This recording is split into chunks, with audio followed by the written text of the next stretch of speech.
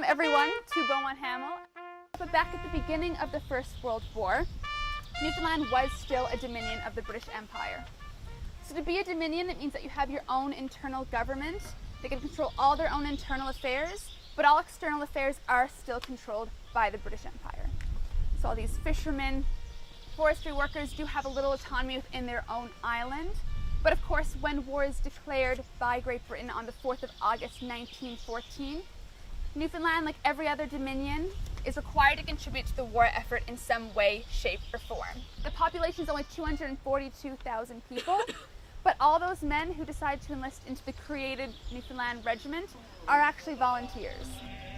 The first 500 men, these famous first 500 that we hear of, have enlisted by mid-October, been sent over to England for a short stay, and then on to Scotland to finish their training.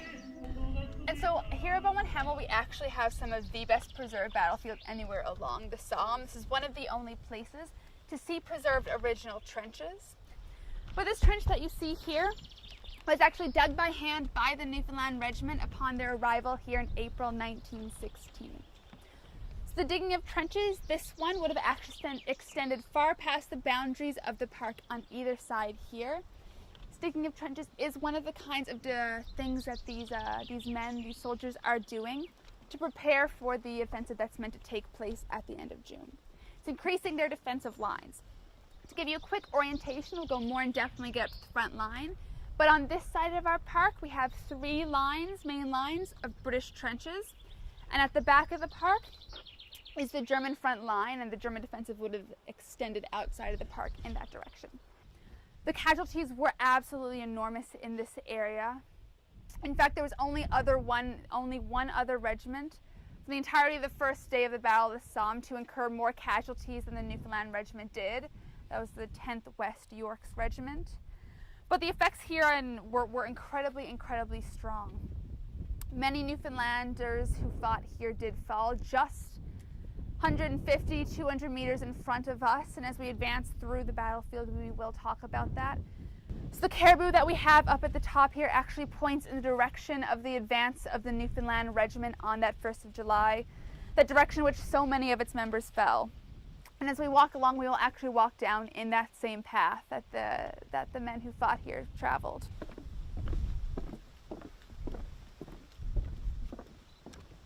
So our trenches today are much lower than they used to be because they are that 102 years old. But originally they would have been 8 feet tall, much taller than us, and that is of course to provide protection to the soldiers manning them. And as well, we'll walk through this one and you'll see that there's a zigzag in all of the trenches here. You'll never see a straight trench. And that's for a very strategic purpose. So that any shelling that does come down into the trench line and explodes is kind of contained within these zigzags that act as kind of walls to protect the soldiers. Directly behind me, you'll see a trench system that stretches all across the length of our park here. That is the British front line, the front line that was here on that day of the first day of the Battle of the Somme. This trench line would have extended the entire 39 kilometers of the Somme offensive. And then directly behind it, that whole field that you see is no man's land. There's 200 meters of no man's land before you reach the German front line. And finally, you'll see the line of trees that marks the end of the edge of the park boundaries here. Starting on the ridge of the field behind it there and working its way backwards, there was 5 machine gun points, 5 German machine gun points, which were incredibly problematic to this area. The offensive did not go as they had planned. So on the way back in St. John's Road, I mentioned that large German fortification, Hawthorne Redoubt, 1 kilometer that way. It's meant to explode just 2 minutes before the first wave of British soldiers. It does explode, but it explodes a full 10 minutes early.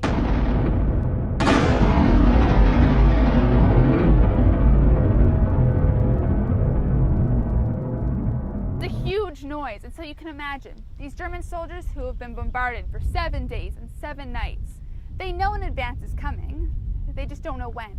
And because it goes that full 10 minutes early, it gives the German forces just enough time to prepare themselves for this advance that will start. So that blows at 7:20 a.m. Then at 7:30, that 10 minutes later, the first wave of British soldiers in our front lines here actually come up out of their trenches and advance into no man's land. On their advance, they're met with machine guns from the ridge extending backwards, German soldiers in the front lines with short arms, and artillery bombardments from way back on the horizon into no man's land. Many of those British soldiers would be pinned down in no man's land with a very high number of casualties and unable to advance to their objective. Communication trenches, like the trench system we walked through, at this point are incredibly clogged with wounded and dead men being pulled back from the no man's land. And so it would have been incredibly hard to get messages to these officers. But at 8:30, 1 hour after the first wave of British soldiers has advanced, a flare goes up near the town of Beaumont, behind the German front line, so behind that monument back there. It's a white flare, and like I mentioned, both sides do use flares during the First World War. So for British forces, a white flare means that there has been a partial success, but they require more troops to come in for backup. These men believe that they are walking into what is a partial success. They are going to help secure the front line. In addition, they have been preparing for 2.5 months, doing drills day in, day out. Many of them have already seen action in Gallipoli. There's a feeling of confidence going into this. And then imagine them coming up over their trenches and seeing no man's land for the first time. It's an incredibly special feeling and quite an honor, of course. You grow up, throughout my entire education, elementary school, junior high, high school, all that, we learn about this. The idea of the danger tree was this like mythological thing almost to me. And to get to work here and to actually share that history and those stories is an absolutely incredible experience. Seeing this level of destruction here and understanding for the first time that what they thought was a partial success was anything but, and would be no different for them. And so these men are advancing down in this direction here, and as they're coming down, they are met with machine gun fire, short arms from the front line, and artillery barrages from way back on the horizon. So many of the Newfoundlanders working this way for their advance are actually coming down to try and seek some shelter here behind this tree. And in addition, it is around this area that one of the places where the British barbed wire has been cut. The night before, people come up to cut several places in the British barbed wire, allowing their own soldiers to get through. But these men have to go through basically single file. So there's many men coming down into this way to seek some protection and also get through their own defensive positions. Because there's such a high volume of movement, so many soldiers coming down in this direction, it quickly becomes a target for machine gun and short arms fire.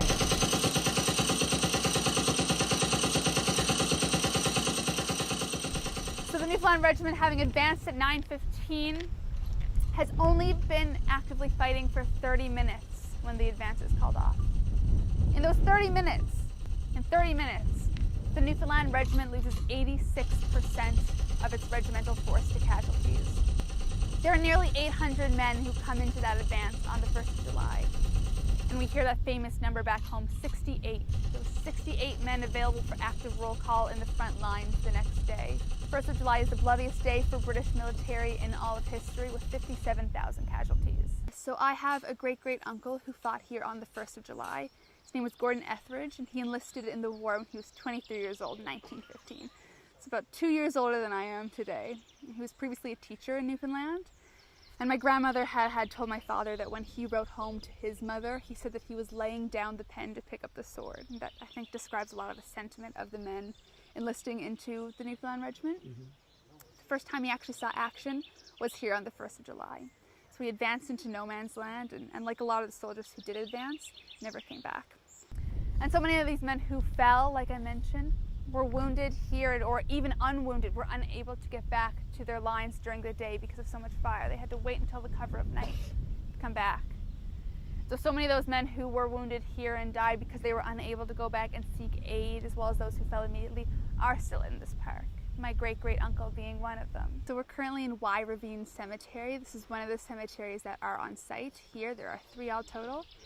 This cemetery here has 428 men's remains in it, 45 of which are Newfoundlanders, and 9 of those are actually unknown. So we know that they're Newfoundland soldiers, but unable to identify them personally. Coming here and actually seeing the site is an incredible experience for a lot of people, especially the preserved battlefield that we have here today. Because not only do you have the caribou monument, but you get to see the actual field where these men fought and still the positions that they would have been in. Why do you think this story, the story of our involvement in the First World War, still resonates so many generations, so many years later? Well, one is that the impact, of course, was so huge, not only from a military perspective here, but for the socioeconomic status of Newfoundland. So many families were affected, as well as the economy. But as well, the reputation that the Newfoundland Regiment had as these very determined, prideful, loyal, and efficient soldiers is a sentiment that I think Newfoundlanders today are still very proud of, and Canadians as a whole. But I think it's a story that still resonates because of the emotional impact as well.